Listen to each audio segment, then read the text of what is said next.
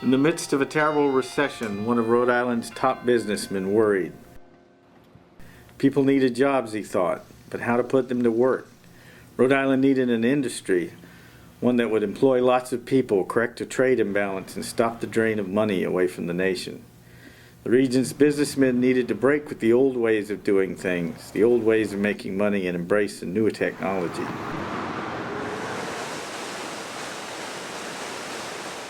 He would make the first move, he decided.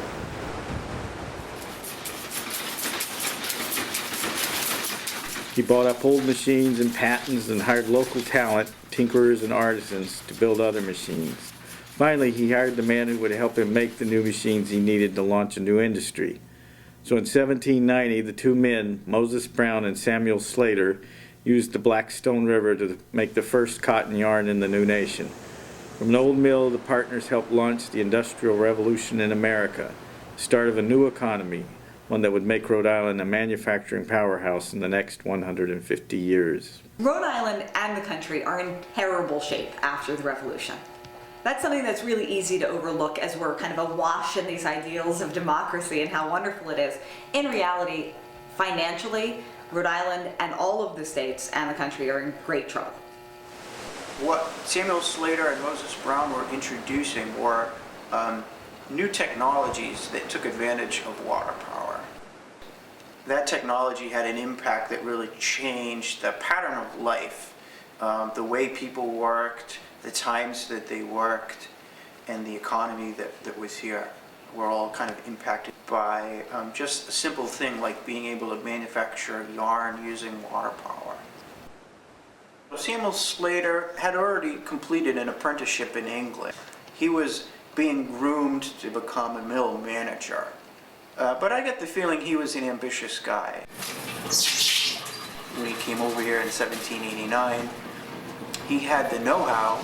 He knew how to start a mill, but he didn't have the funding. He certainly didn't have the money to do it.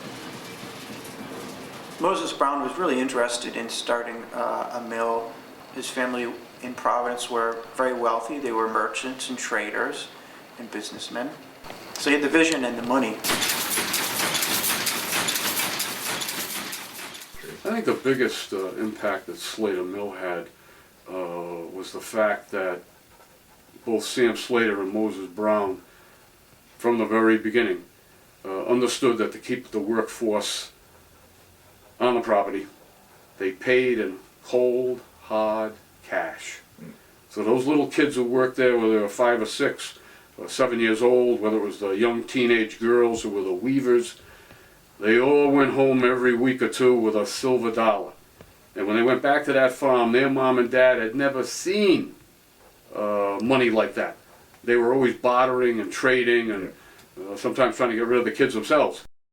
When those kids came home with silver or some type of coinage, the parents were simply ecstatic and would send every kid they could possibly find.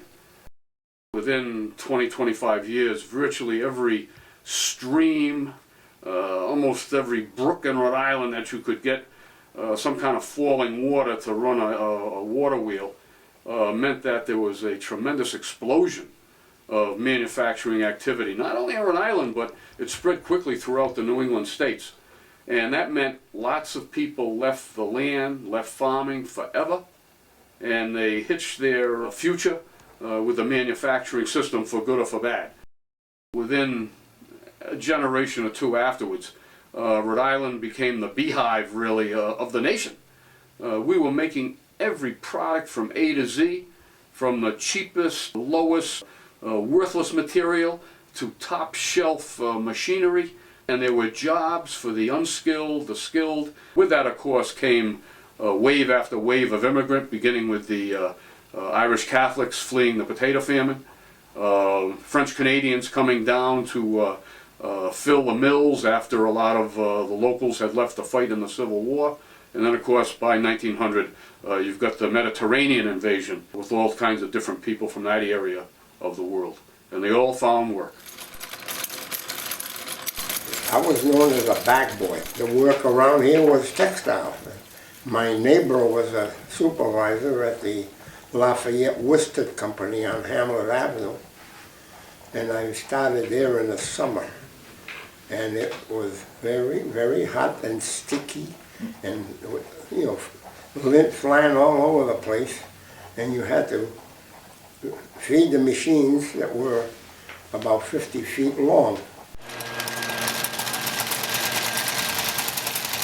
Of course, the worst department of all I thought was the weaving department.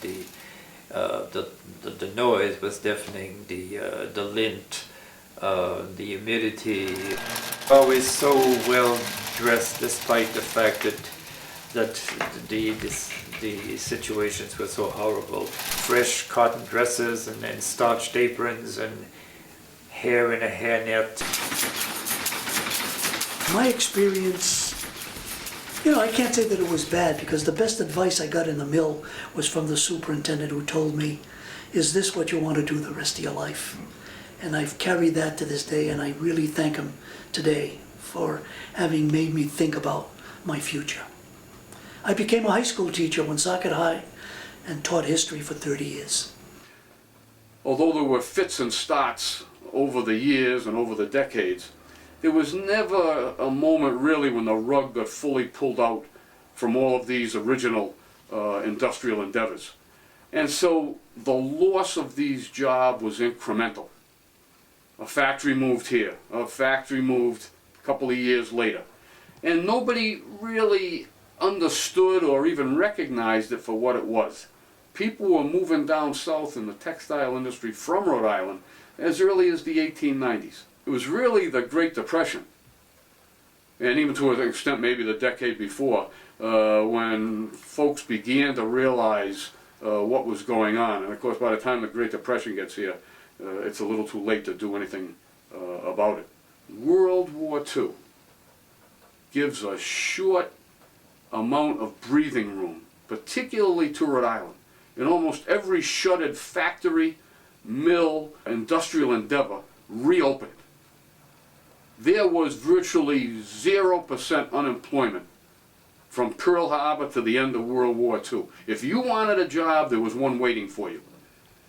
But no sooner had that conflict come to an end when they shuttered all the factories and mills back up again. This time the mothballs stayed.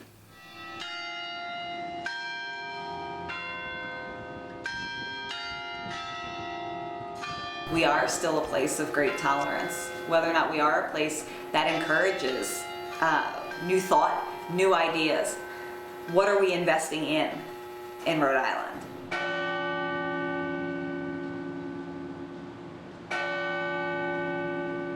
Brown University, particularly with its medical emphasis, the Rhode Island School of Design, the state colleges, URI down here with oceanographic endeavors. All of these are part of the New World Order. I think all of these things are going to come together in kind of a knowledge empire. I see that on the horizon. I think a lot of people sense it, anticipate it. Will it be here tomorrow? I don't think so. Will it be here in a generation? I think that'll be right on the money.